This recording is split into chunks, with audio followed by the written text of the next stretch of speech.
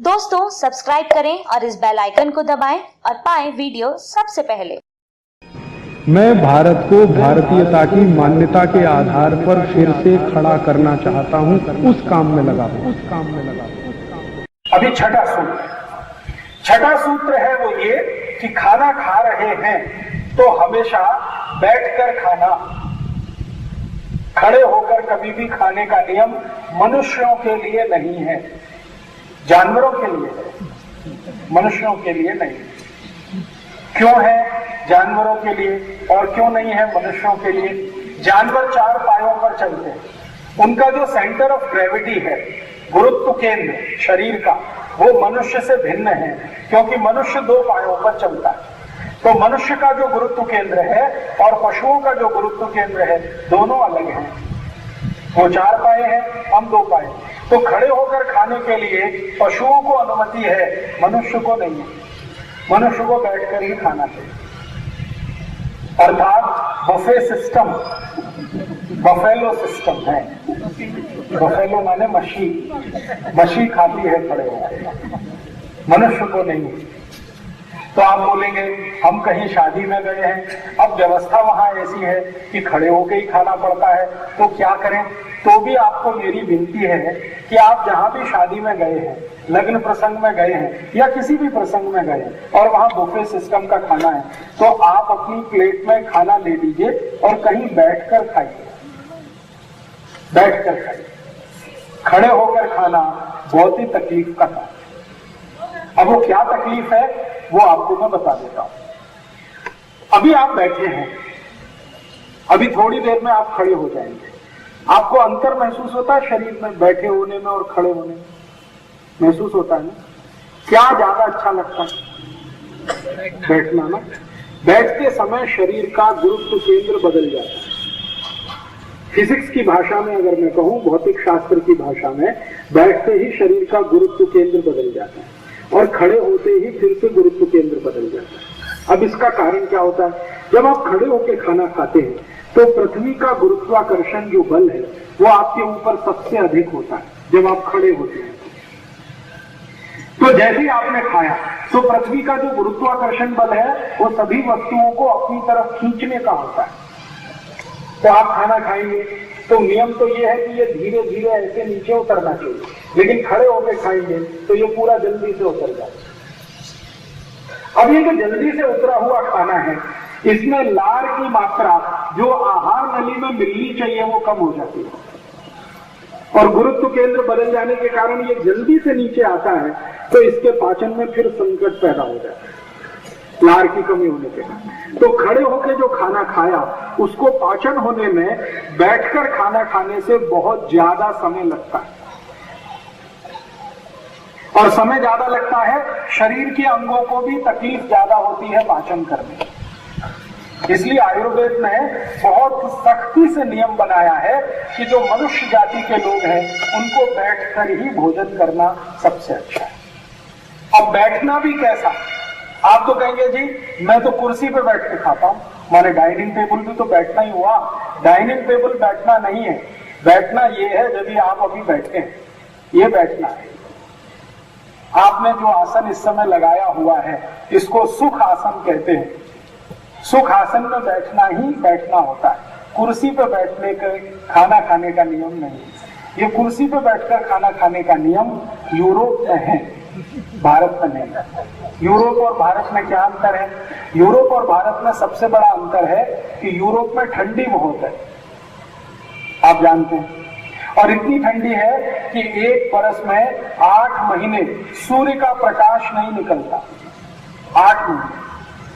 और ठंडी इतनी होती है कि तापमान -40 डिग्री सेंटीग्रेड होता है, ऋणात्मक, बर्फ पे बर्फ जमी रहती है।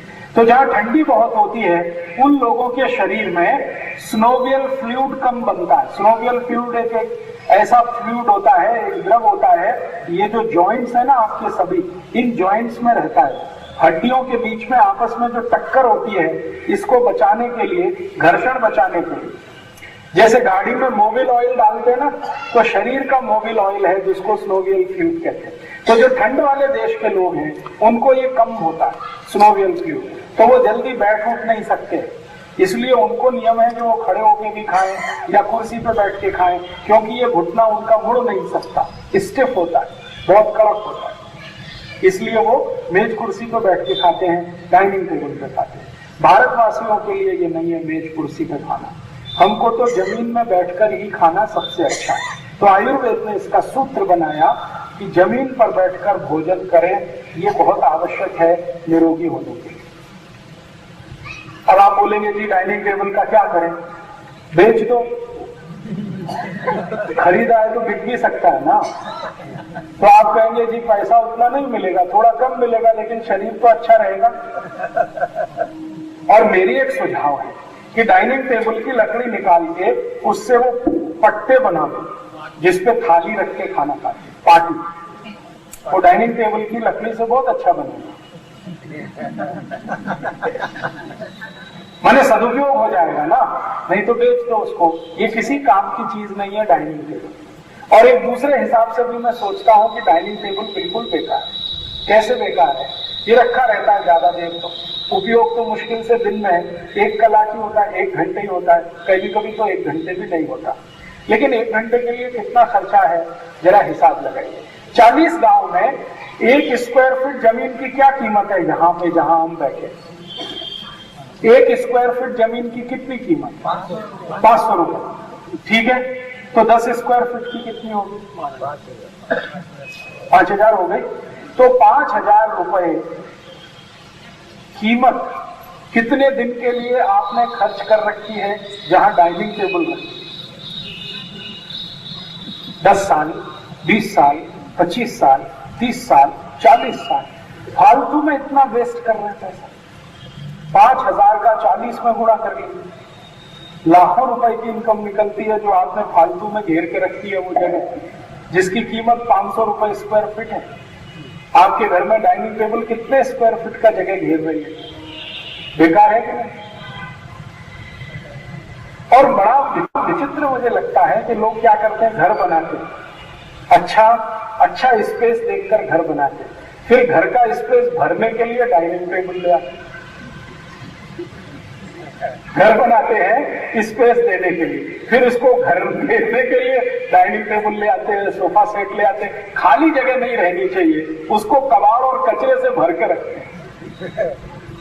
हमसे अच्छे वो गांव के शेतकरी हैं जिनकी अकल बहुत है, वो पता है डाइनिंग टेबल नहीं बनाते तो, और वो फर्नीचर भी बनाते हैं, तो कैसा फर्नीचर बनाते हैं जिसको 5 मिनट में इधर से इधर रिमूव कर सके, हटा सके। चारपाई बनाते हैं, चाहे तो बिछा लिया, चाहे तो उठा के रख दिया तो कितना बड़ा स्पेस मिल गया, और बिछा लिया तो उसका उपयोग हो गया। कितने होशियार अकल वाले लोग हैं, और ये इतने होशियार इसलिए है कि वो कभी पढ़ने नहीं जाते,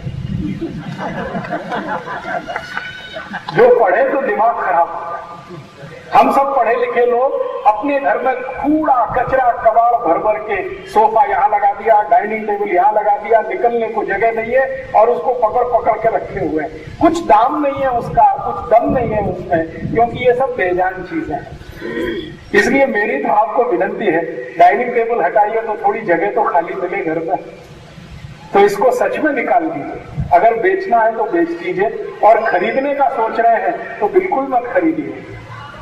तो आप अब ये कहेंगे कि जी हमको तो बैठना ही नहीं होता, गुर्गे में इतना दर्द होता है इसलिए डाइनिंग टेबल पर बैठते हैं। ये गारंटी मैं आपको देता हूं कि कल के बाद आपके गुर्गे का दर्द मैं ठीक कर दूंगा।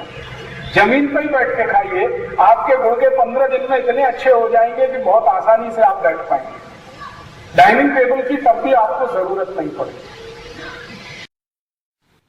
दोस्तों, सबसे पहले तो चैनल सब्सक्राइब करें, फिर लाइक, कमेंट और शेयर करें, और हाँ, हमारा एंड्रॉयड ऐप डाउनलोड करना ना भूलें।